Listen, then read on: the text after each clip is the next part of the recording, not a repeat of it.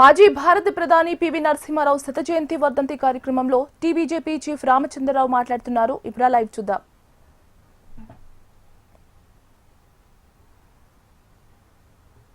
ప్రధానమంత్రి అయిన తర్వాత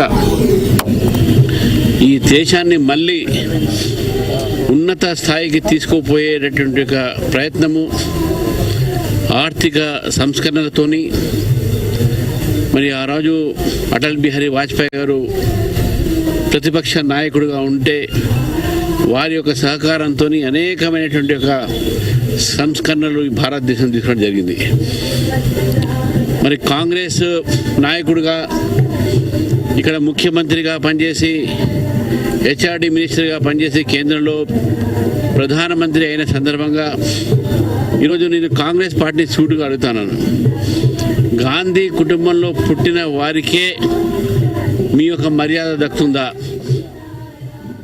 గాంధీ ఇతర కుటుంబంలో అంటే నెహ్రూ గారి కుటుంబం, వారి కుటుంబం గాంధీ పేరు తగిలించుకున్న ఈ కుటుంబం, ఈ నెహ్రూ, ఇందిరాగాంధీ, రాజీవ్ గాంధీ, ఇవి అన్నీ వాళ్ళ కుటుంబంలోనే ఎవరైనా ప్రధానమంత్రి చేస్తేనే వారికి ఢిల్లీలో అక్కడ రాజ్ఘాట్ దగ్గర వారికి ఈ యొక్క ఘాట్ కట్టడము అవి జరుగుతాయి.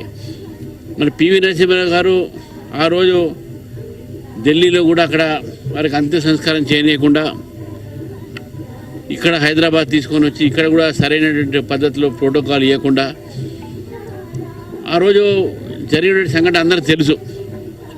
మరి ఈరోజు కూడా కాంగ్రెస్ పార్టీ అదే రకంగా ప్రవర్తిస్తుంది.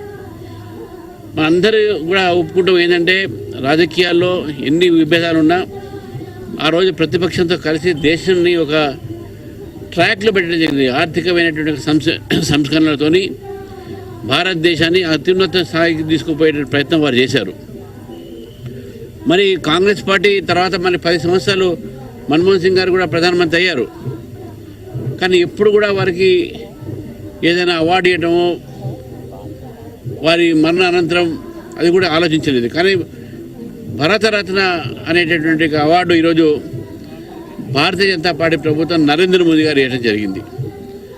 మరి భారతరత్న సర్దార్ వల్లభాయ్ పటేల్ గారు కానీ అటు అంబేద్కర్ గారు కానీ వీళ్ళందరికీ కూడా కేవలము కాంగ్రెస్ ఇతర ప్రభుత్వాలు మాత్రమే వచ్చినాయి.